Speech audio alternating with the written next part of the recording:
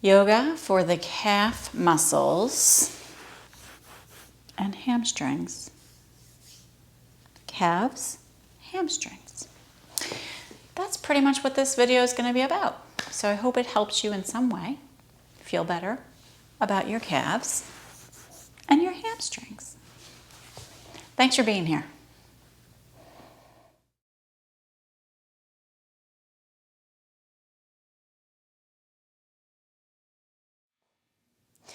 Okay, let's come down to our hands and knees. If you have a blanket for under your knees, that's a nice option. We're going to stay in our table posture here and just bring your right leg back behind, curl the toes and push into that heel. I'm going to curl my left toes under as well.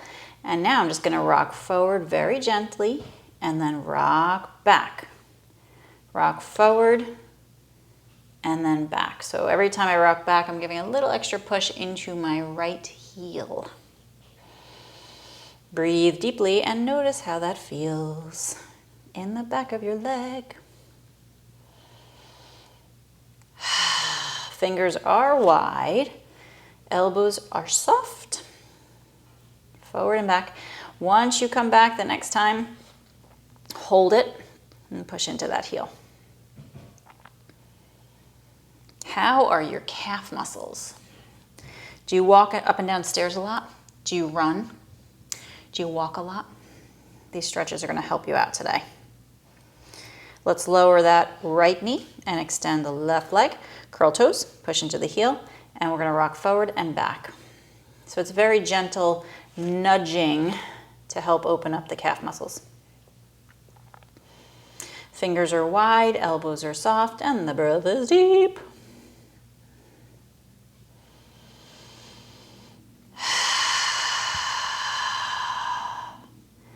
Let it all go.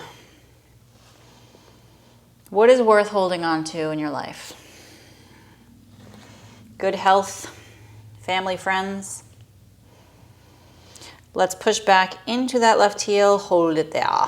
And notice the difference between this leg and the other. Calf muscles, delicious stretching. Good, let's lower that left knee down. Breathe deeply, right leg straight out behind in the air. And now you're gonna step that leg forward, the foot forward, and you can bring it between your hands. If you have blocks, you can use them underneath your hands. Curl the left toes under, take a deep breath in, and rock the hips back. Hands walk back underneath the shoulders. I'm flexing my right foot, and I'm gonna bow my body over this right leg. Let the jaw relax.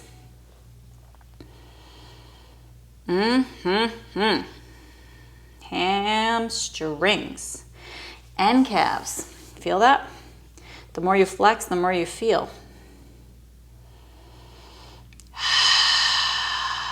Keep breathing. Good. Let's bend into this front knee. Lift the back knee up. Step the back foot closer, a footprint.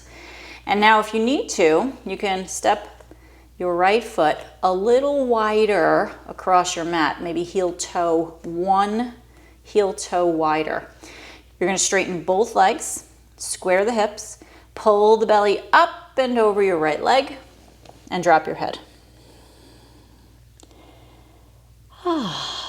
Keep pushing into that back heel, breathing, and feel the connection in the low back, in the hips.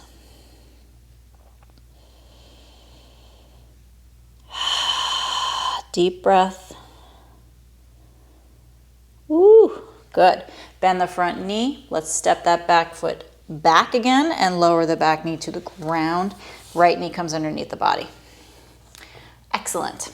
Left leg straight out behind. We inhale and step that foot forward between the hands. Good. Rock those hips back. Right toes are curled under, and we're going to point the front toes up. Pull the body up and over this front leg and rest your head down if that feels okay. So which leg feels tighter in this posture? Is it obvious in your body? Let go with a sigh.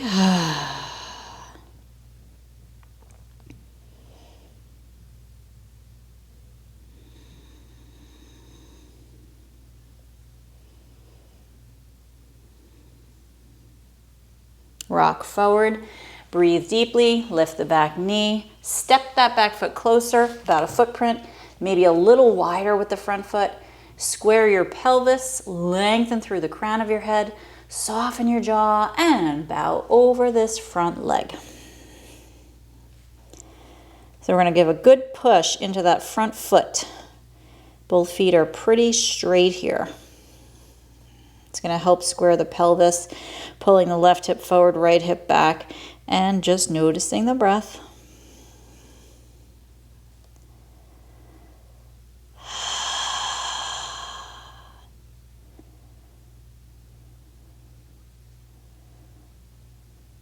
Good. Bend the back knee, bend the front knee, and we're going to step into a downward dog. So front foot comes back. One of the greatest stretches you can do for the back of your legs. Push those heels down and let your head hang heavily. Heavily, heavily. Good. That's a nice deep breathing here. Lower the knees down to the ground. Good. So one really great stretch is the plow posture. We're going to come into that. Sit yourself down. You can do this with a wall behind you if that helps you. And what you'll do is you'll bring your feet to the wall behind you, which means that you can bring the feet up higher on the wall. Or you can do traditional plow where the feet try and get to the floor. You can also use a couple of blocks behind you, stack them up, and try to bring the feet to those blocks. Now, when we're doing the plow pose, you want to be mindful of the neck, okay? So if you have any neck issues, you're going to want to put a blanket behind you, fold your mat over that blanket so that it's a nice wide distance of your mat from, you want this to be about the length of your shoulder to your elbow, this folded part. So I'm going to do this so I can show you, but pretend, for me, that there's a blanket underneath this folded part, because then it's going to bulk this up, okay, because that's what I want. My head will then go to the floor, okay? So I'm going to lay down. My shoulders are not quite at the fold. Remember, there's a blanket underneath this. When I come up and back with my legs, that's going to push my shoulders back, okay? So I want to kind of almost meet the fold. You don't want to fall off of the fold. So here you can see my neck has plenty of space for my plow posture. My legs are going to come up. Now, if you're just starting out practicing plow, you can put a block underneath your sacrum also to help you out. Legs come up, we breathe in, and then we lift those hips up and back, curl the toes under on the floor, adjust so that your shoulders walk in and under, elbows in and under, and then you're going to push into those heels. I find this to be one of the best stretches for the backs of the legs. So just take a minute to notice how you feel. Again, if you're using the wall, your legs are going to be higher up the wall, so it's not as intense. The beauty of that is that you can practice walking your feet down the wall. Keep the toes curled under. Push into those heels.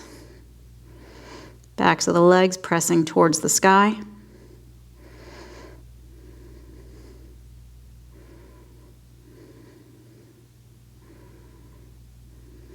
Good. Keep breathing.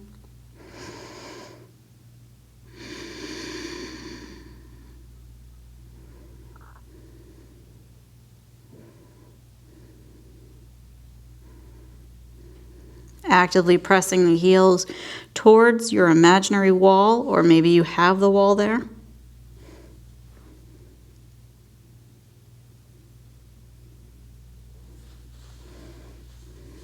My hands are at my lower back to give my back some assistance. Elbows are hugging inward. And the neck is straight and long. I don't want to turn my head. And then we're going to slowly, to come out of this, very slowly, use your hands. Let them slide towards the bottom. Roll onto your back very slowly. If you have a block there, remember the block is there. Hands slide down the legs, right? The whole time I'm helping my body slowly come out of this. And then I'm going to bend my knees. I'm going to plant my feet down to the ground. Good. So we did a lot of stretching for hamstrings and calf muscles, but something to remember is sometimes there's a tightness in areas of the body because they need to be strengthened. So we're going to do one little strengthening, arms alongside, and we're going to lift the hips up. The knees are bent for our bridge posture. So here I want to glue my feet down to the floor, and I'm hugging back with the feet to help strengthen my hamstrings and my glutes. All right, it's all connected.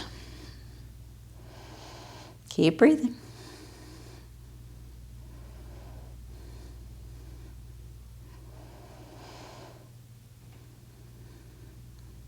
Good, lower those hips down. Rock your knees gently from side to side.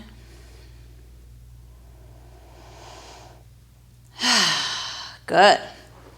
Lift yourself up to your seat when you're ready. Woo! Those are some good stretches. I hope you feel great. Enjoy the rest of your day or do another video, and we'll see you for the next one. Namaste.